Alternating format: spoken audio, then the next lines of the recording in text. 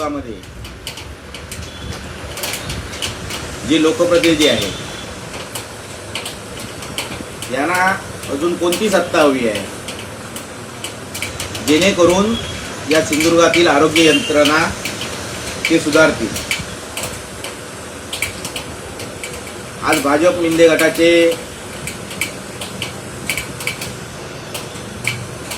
खासदार त्यांचे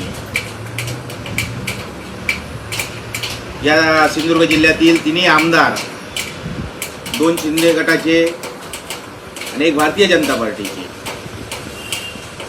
प्लस पालकमंत्री राणे कुटुंबातील असताना या ठिकाणी या सिंधुदुर्ग जिल्ह्याची आरोग्य यंत्रणा ही आज व्हेंटिलेटरवर दिसत आहे।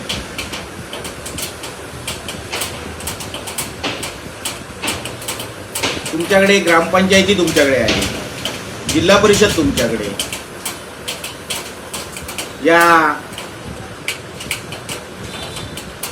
तिन्ही मतदारसंघामध्येचे आमदार तुमचे, पालकमंत्री तुमचे, उपमुख्यमंत्री तुमचे आणि मुख्यमंत्रीही तुमचे। एवढं सगळं असताना या जिल्ह्यातील आरोग्य यंत्रणा सक्षम का नाही, हा आमचा या तिन्ही आमदार सन्माननीय दीपक केसरकर असतील, सन्माननीय निलेशजी राणे असतील, सन्माननीय या जिल्ह्याचे पालकमंत्री नितेशजी राणे असतील आणि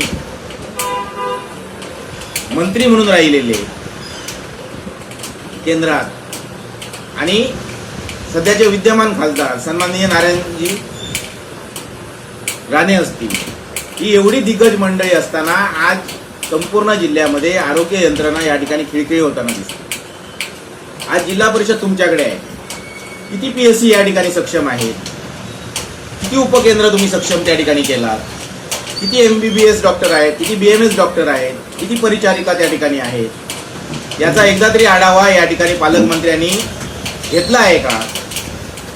आज जर गावागावात फिरलो असता तर कुठे बऱ्याच ठिकाणी आरोग्य सेवक नाहीत, एक आरोग्य सेवक 2-2 ठिकाणी काम करतोय, अशा पद्धतीची परिस्थिती आज जिल्हा परिषदेची दिसते। आज जी ग्रामीण रुग्णालय आहेत त्यांची सुद्धा परिस्थिती तशीच आहे। डॉक्टर आहेत तर सुविधा नाहीत, सुविधा आहेत तर डॉक्टर नाहीत, अशा पद्धतीची अवस्था या ठिकाणी निश्चितपणे दिसून येते।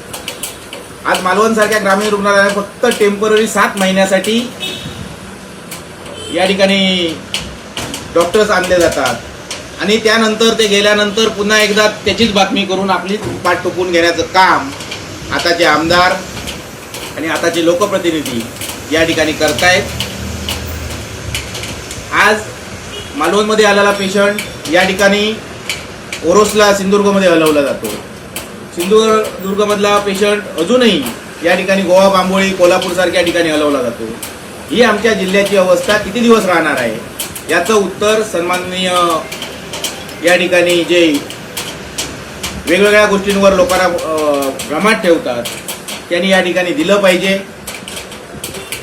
आज आरोग्य यंत्रणा संपूर्ण खिळखिळी झालेली दिसते।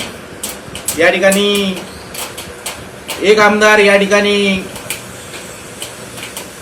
जनतेची बाजू मांडताना या ठिकाणी सभागृहामध्ये दिसतोय, परंतु ते प्रश्न सोडवण्याचं काम या ठिकाणी पालकमंत्र्यांचं अपयश मात्र दाखवण्याचं काम तेच आमदार या ठिकाणी सभागृहामध्ये करत आहे। त्यामुळे हा लोकांचा खेळखंडोबा सांगून या जिल्ह्याला सक्षम अशी आरोग्य यंत्रणा या ठिकाणी मिळाली पाहिजे अशी या ठिकाणी आमची मागणी आहे। कारण सर्व सत्तास्थानं, सर्व गोष्टी या ठिकाणी तुमच्याकडे असताना आज या आरोग्य यंत्रणेवर दुर्लक्ष केला जातोय। हा आरोग्य यंत्रणेवर केलेला दुर्लक्ष हा जाणून बुजून केलेला दुर्लक्ष असं आमचा आरोप आहे। कारण सन्माननीय आमदार वैभवजी नाईक साहेब असतील, सन्माननीय माजी खासदार विनायकजी राऊत साहेब असतील, यांच्या अथक प्रयत्नाने या जिल्ह्यामध्ये सन्माननीय मुख्यमंत्री उद्धव बाळासाहेब ठाकरे असताना या जिल्ह्याला सुमारे 1000 कोटीची तरतूद करून या जिल्ह्याला आपल्याला पहिलं मेडिकल कॉलेज या ठिकाणी शासनाचं मंजूर झालं आणि ते शासनाचं मेडिकल कॉलेज मजबूत करण्याऐवजी ते खिळखिळं कसं होईल यासाठी या सर्व सत्ताधाऱ्यांचा या ठिकाणी डाव आम्हाला दिसतोय। आज या ठिकाणी बाल आणि स्त्री रोग तज्ज्ञ हॉस्पिटल नव्हतं, सन्माननीय आमदार वैभवजी नाईक यांनी प्रयत्न केले आणि आपल्या काळामध्ये कुडाळ शहरामध्ये या ठिकाणी बाल आणि स्त्री रोग तज्ज्ञांचं हॉस्पिटल या ठिकाणी केलं, त्यामुळे मोफत उपचार या ठिकाणी लोकांना मिळत होते। परंतु आता मात्र त्या ठिकाणी कुठेतरी दुर्लक्ष केलं जात आहे।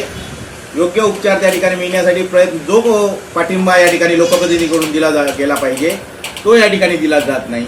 अनेक PSC असतील, अनेक उपकेंद्र असतील, ती सक्षम करण्यासाठी जी पावलं जिल्हा परिषदेकडून उचलली गेली पाहिजेत ती पावलं या ठिकाणी आज उचलताना दिसत नाहीत।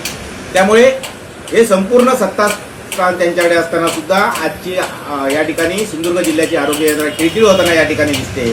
मात्र लोकप्रतिनिधी याकडे बघ्याची भूमिका घेणार का, हाच आमचा या ठिकाणी सवाल आहे। कोकण संवादच्या ताज्या घडामोडींसाठी चॅनलला सबस्क्राईब करा आणि बेल आयकॉनला क्लिक करा।